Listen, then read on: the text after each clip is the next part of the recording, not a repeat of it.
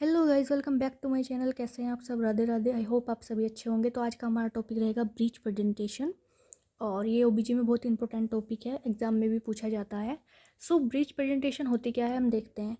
जो breech presentation होती है उसको हम पोडेलिक प्रेजेंटेशन भी बोलते हैं, या हम बटक प्रेजेंटेशन भी बोल सकते हैं। तो इसमें होता क्या है कि जो लोअर यूट्राइन सेगमेंट में हमारे जो बेबी का जो पार्ट फील होता है वो होता है, अगर बटक्स फील हो रहा है तो हम उसे बोलते हैं ब्रीच प्रेजेंटेशन, ठीक है।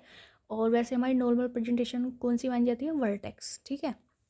जिसमें क्या होता है, हेड नीचे होता है, बटक्स ऊपर के साइड। लेकिन इसमें क्या देखने को मिलेगा, लोअर यूट्राइन सेगमेंट में बटक्स हमें पहले फील होंगे, ठीक है। और इसको हम मोस्ट कॉमन माल प्रेजेंटेशन भी बोलते हैं। मतलब बहुत सारी प्रेजेंटेशन होती है अब normal presentation, but most common किसे माना गया? ब्रीच प्रेजेंटेशन को। और इसमें बच्चा जो होता है वो लॉन्गिट्यूडनल ही लाई होता है। पोजीशन की बात करें, इस एरिया को हम 4 पार्ट में डिवाइड करते हैं। राइट सेगमेंट एंटीरियर, और लेफ्ट सेगमेंट एंटीरियर, और right segment posterior, left segment posterior. इसके टाइप्स की बात करें, एक होता है कंप्लीट ब्रीच और एक होता है इनकम्प्लीट ब्रीच। कंप्लीट ब्रीच यानी फुली फ्लेक्स्ड होगा, नी और थाई फ्लेक्स देखने को मिलेगी। इसमें जो प्रेजेंटिंग पार्ट आपको देखने को मिलेगा, पहले फुट भी आ सकता है बेबी का, बटक्स भी हो सकता है, जेनाइटल पार्ट भी आपको फील हो सकता है। मोस्ट कॉमनली मल्टीपेरा में देखने को मिलता है।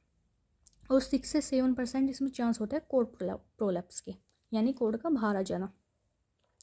फिर है नेक्स्ट इनकम्प्लीट ब्रीच। इसमें होती है फ्रैंक प्रेजेंटेशन। इस फ्रैंक प्रेजेंटेशन में क्या होगा, थाई फ्लेक्स होंगी, नी एक्सटेंड होगी। और इसमें जो आपको प्रेजेंटिंग पार्ट फील होगा, पहले बटक्स भी हो सकता है और जेनाइटल पार्ट भी हो सकता है। ये भी मोस्ट कॉमन मल्टीपैरा में देखने को मिलेगा। इसमें बहुत कम चांस होते हैं कोड प्रोलैप्स होने के। देन बात करते हैं हम नी प्रेजेंटेशन। इसमें क्या होगा, थाई एक्सटेंड होगी बट नी फ्लेक्स्ड होंगी। इसमें प्रेजेंटिंग पार्ट जो होगा वो नी आएगा, बच्चे का पहले नी प्रेजेंटिंग पार्ट आपको देखने को मिलेगा। बट इसमें हम नॉर्मल डिलीवरी का कोई चांस नहीं है, तो उसमें हमें क्या करना है, सिजेरियन सेक्शन ही करना पड़ेगा। देन बात करते हैं फुटलिंग प्रेजेंटेशन। इसमें क्या होता है, थाई एक्सटेंड होती है, नी भी एक्सटेंड ही होती हैं। और प्रेजेंटिंग पार्ट हमें इसमें फुट देखने को मिलेगा, एक पैर भी बाहर आ सकता है, दोनों पैर भी बाहर देखने को मिल सकते हैं। और इसमें भी क्या होता है, मोर चांस होते हैं कोड कोलैप्स होने के, ठीक है। लीस्ट चांस किस में थे, फ्रैंक प्रेजेंटेशन में, और सबसे ज़्यादा किस में है, फुटलिंग प्रेजेंटेशन में। इसमें भी मैनेजमेंट हम क्या करेंगे, सिजेरियन सेक्शन ही करेंगे, हमारे पास नॉर्मल डिलीवरी का कोई ऑप्शन नहीं होता इसमें। उसके बाद अब हम बात करें अगर रिस्क ऑफ कोड प्रोलैप्स, अगर आपसे क्वेश्चन पूछा जाए कि सबसे ज़्यादा रिस्क कोड प्रोलैप्स के किस में होते हैं, तो हमें फर्स्ट प्रायोरिटी दे रही है ट्रांसफ़र लाई, यानी कि जो बेबी ट्रांसफ़र लाई होता है, ठीक है। ट्रांसफ़र लाई यानी इस तरह जब बेबी होता है देखने को मिलेगा आपको, तो उसमें ज़्यादा चांस होते हैं कोड प्रोलैप्स के। देन सेकंड प्रायोरिटी हमें देनी है फुटलिंग प्रेजेंटेशन को, और थर्ड प्रायोरिटी हम देंगे नी प्रेजेंटेशन को, ठीक है। तो अगर रिस्क ऑफ कोड प्रोलैप्स पूछा जाए तो सबसे पहली प्रायोरिटी हम देंगे ट्रांसफर लाई को, ठीक है। देन हमारी आती है रिकरेंट ब्रीच प्रेजेंटेशन। जब क्या होता है, मोर देन 3 ब्रीच, यानी 3 से ज़्यादा ब्रीच प्रेजेंटेशन देखने को मिले, रिकरेंट ब्रीच प्रेजेंटेशन हो रही है, ठीक है। 2 बेबी हैं, 3 बेबी, उनमें तीनों में क्या है, ब्रीच प्रेजेंटेशन देखने को मिल रही है, उसको हम बोलते हैं रिकरेंट ब्रीच प्रेजेंटेशन। इसमें मोस्ट कॉमन कोज जो होता है, यूट्राइन एबनॉर्मलिटी हो सकती है, और यूट्राइन एबनॉर्मलिटी को ही हम मुलेरियन डक्ट एबनॉर्मलिटी भी बोलते हैं। तो आपसे पूछा जाए रिकरेंट ब्रीच प्रेजेंटेशन का मोस्ट कॉमन कोज, तो आपको कहना है यूट्राइन एबनॉर्मलिटी। अगर ये ऑप्शन में ना हो तो मुलेरियन डक्ट एबनॉर्मलिटी देखने को आपको वहाँ पे मिलेगा।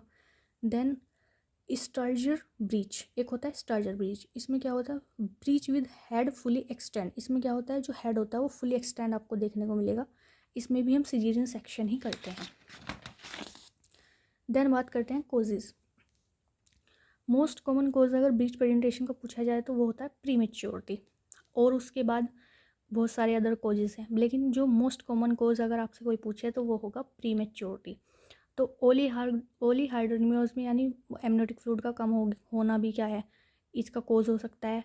पॉलीहाइड्रोमियोज, अगर ज़्यादा फ्लूइड होगा तो भी बच्चे की प्रेजेंटेशन आपको ये ब्रीच प्रेजेंटेशन देखने को मिल सकती है। कोई यूट्राइन एबनॉर्मलिटी हो सकती है, कोई फीटल एबनॉर्मलिटी भी हो सकती है, जैसे कि मैक्रोसोमिया। मैक्रोसोमिया यानी बेबी का लार्ज साइज होना हेड का, ठीक है। और ये मोस्ट कॉमन गैस्ट्रेशनल डायबिटीज़ मेटाइटिस में देखने को मिलता है। शॉर्ट अम्बिलिकल कॉर्ड अगर शॉर्ट होगी तो भी बच्चे की प्रेजेंटेशन सही से नहीं हो पाएगी। प्लेसेंटा प्रीविया है तो भी हमें ब्रीच प्रेजेंटेशन देखने को मिल सकती है। अब जब 28 वीक्स होंगे तो ब्रीच प्रेजेंटेशन बेसिकली 20% देखने को हमें मिलती है, और 34% वो 34 वीक में 5% ब्रीच प्रेजेंटेशन देखने को मिलती है, लेकिन एट टर्म पे आते आते हमें क्या है 2 से 3% ही ब्रीच प्रेजेंटेशन देखने को मिलती है, क्योंकि कुछ में क्या होता है कि खुद से ही ब्रीच प्रेजेंटेशन नॉर्मल प्रेजेंटेशन में कन्वर्ट हो जाती है, बट कुछ केसेस रह जाते हैं जिनमें नहीं होती। जैसे हमने यहाँ देखा 28 वीक पे कितना था, 28 वीक पे था 20%, और 34 पे फिर 5%, और एट टर्म पे आते आते 2 से 3% ही देखने को मिलता है। ठीक है, एक वेजाइनल ब्रीच डिलीवरी, ठीक है, ये 3 उसमें डिवाइड होता है। अगर डिलीवरी ऑफ बटक्स है, ठीक है, सारा प्रोसेस इसमें सेम चलेगा, इंगेजमेंट होगा, डिसेंट होगा, फ्लेक्शन होगा, इंटरनल रोटेशन होगा, एक्सटेंशन होगा, और इसमें एक होता है पिटक्रो कैंड्रिक डायमीटर, ये होता है 10 सेंटीमीटर, ठीक है। और अगर डिलीवरी होगी शोल्डर का तो बाई एक्रोमिलर डायमीटर होता है, वो होता है 13 सेंटीमीटर का। और अगर डिलीवरी होगी हेड की तो इसमें सबसे पहला हमारा डायमीटर क्या होगा, सब ऑक्सीपिटल फ्रंटल डायमीटर, जो होता है 10 सेंटीमीटर। तो ये हमारा आज का टॉपिक था ब्रीच प्रेजेंटेशन।